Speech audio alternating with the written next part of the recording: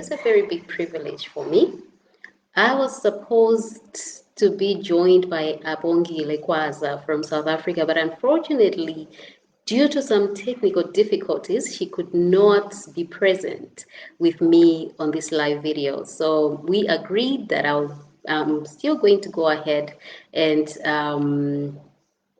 present what I need to present. I will be answering the questions that she had for me. And yes, we'll proceed like that because we promised, so we have to deliver what we said we were going to do. So the first question on her list is, who am I? I'm sure she's asking both who am I and what do I do?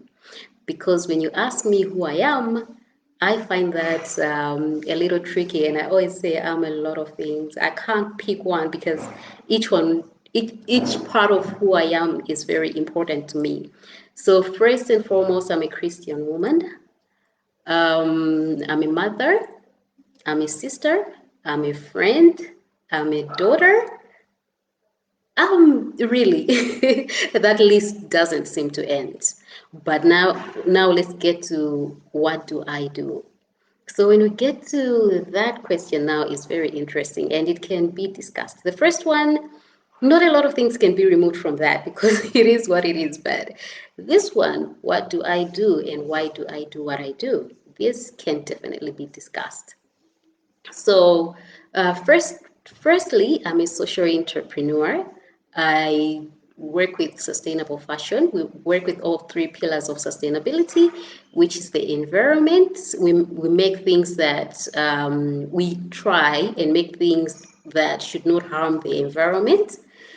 We try to use fabrics that are long lasting and trends that are timeless. At least they can last from one generation to another, hopefully.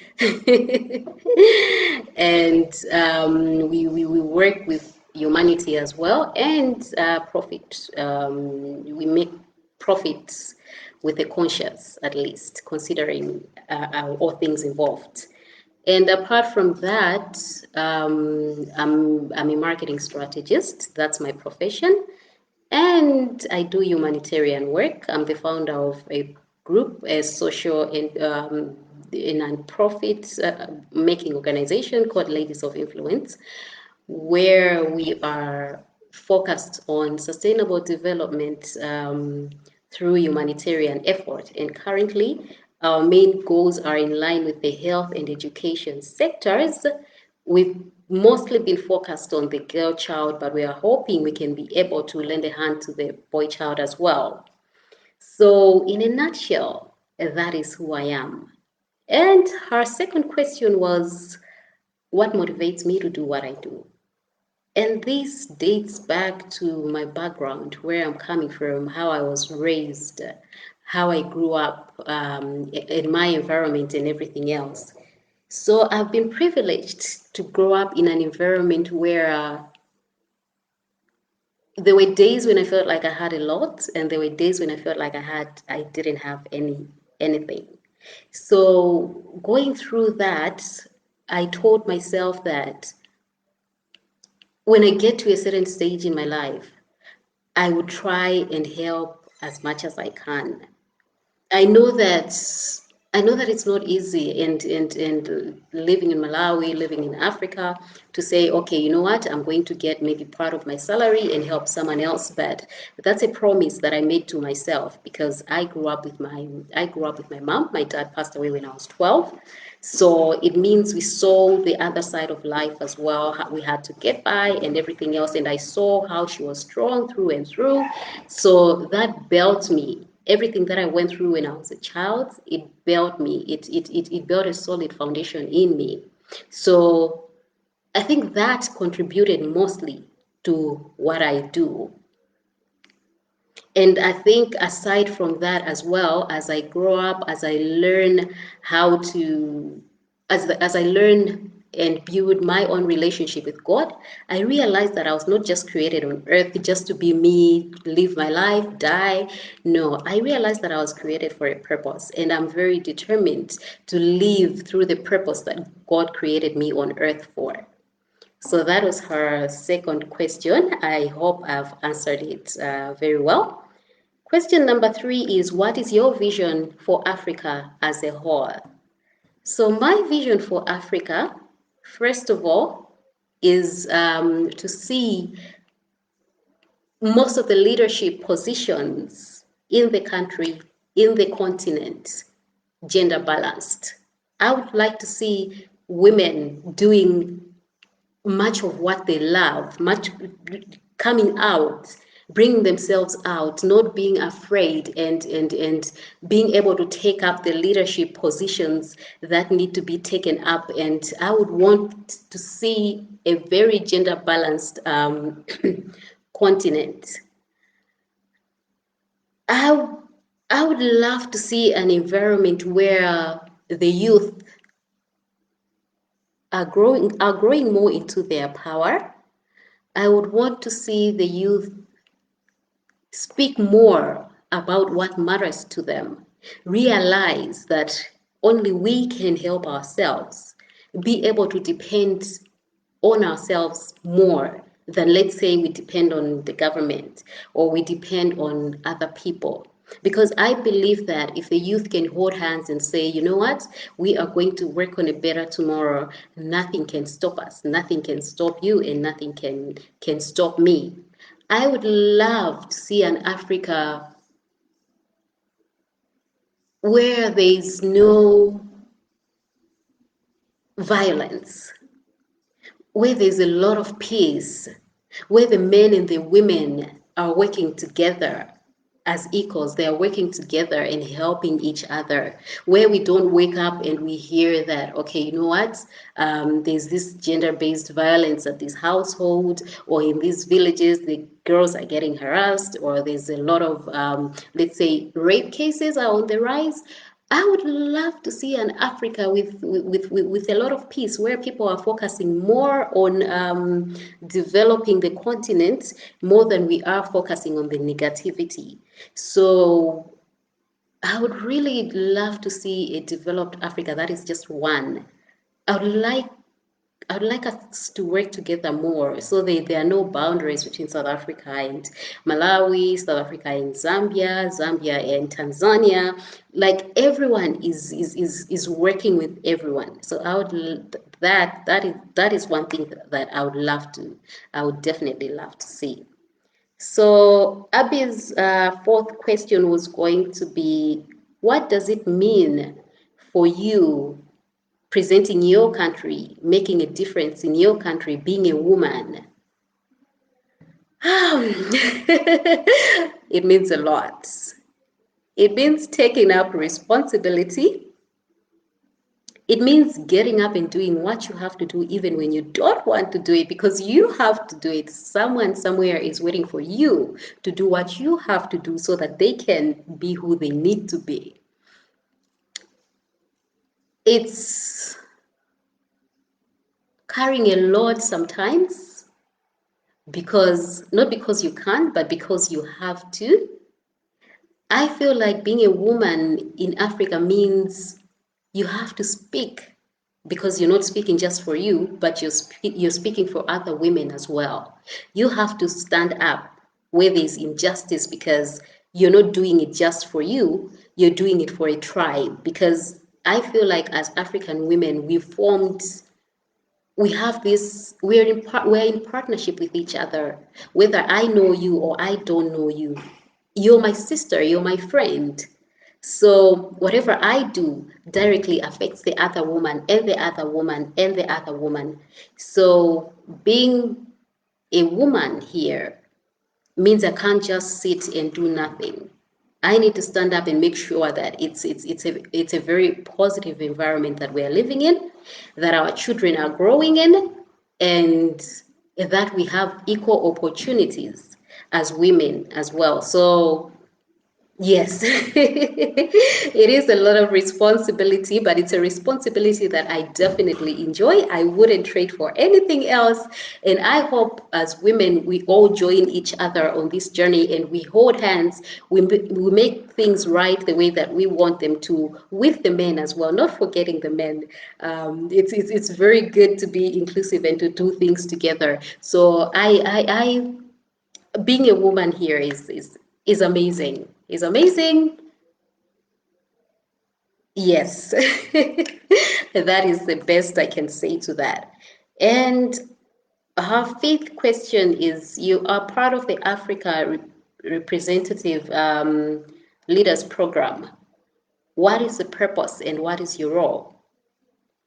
So, in the beginning, I think when I spoke about Ladies of Influence as a humanitarian group, I mentioned that I believe in collaborative leadership. I believe in strategic partnerships because I know that there's no way I can do this alone. I know that there's no way I can achieve such development. There's no way I can help, let's say, the young ones, the younger generation, or I can help people, let's say, going through different types of adversity on my own. I know that I can't do it on my own, which is why, first of all, I would rather do it in a group. I would rather bring my friends together or bring people together and say, you know what, I have this idea, but I can't execute it on my own. I need each and every one of you to join hands with me, so maybe we can help in this area or that area. So this is directly linked to my choosing to be part of the Africa representative leaders, because I know that I can't do it alone in Malawi. So if I can't do it alone in Malawi, I can't do it alone in the continent. I need friends, I need sisters, I need brothers to be able to do it with me. So, which is why I decided to be part of this initiative.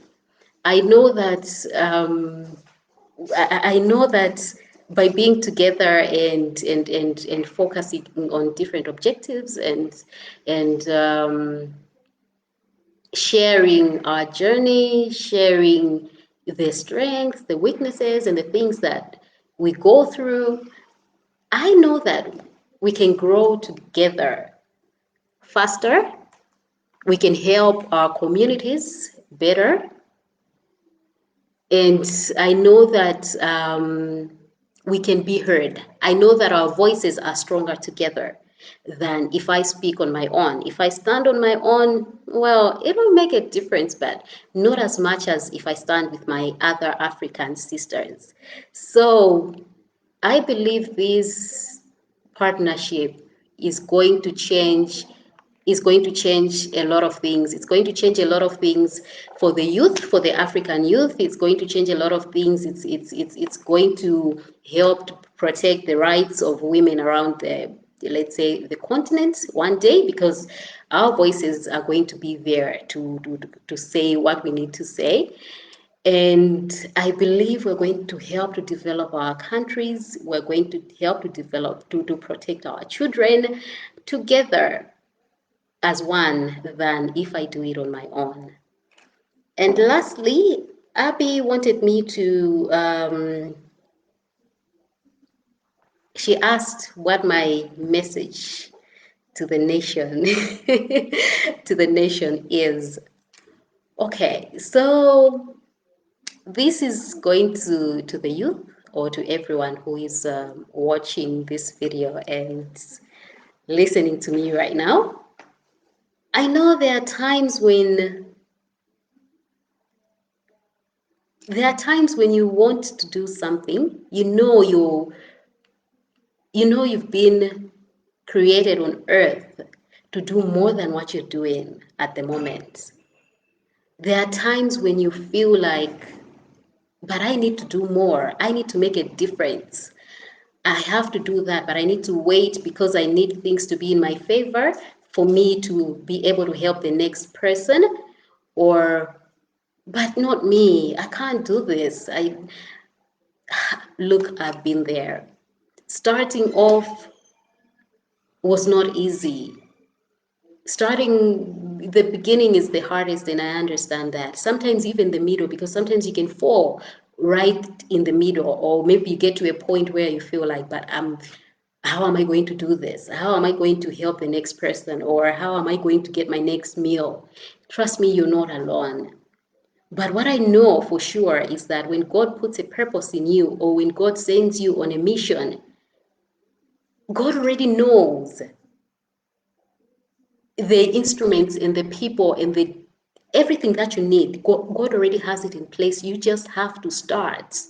You just have to tell yourself, you know what? I know it seems like a mountain right now, but the more you climb and the more you start, and the smaller it gets. And failure, the fear of failure is just in our heads. And I have been through it. I go through it. Oh, well, I go through it every day. But I have to fight within myself to say, you know what, Kaya? It doesn't matter what this voice says, but if you believe this can be done, if you know that God has sent you to do this, you're going to do it and you're going to get it done. It's going to work out. And you know what? At the end of the day, it always does work out.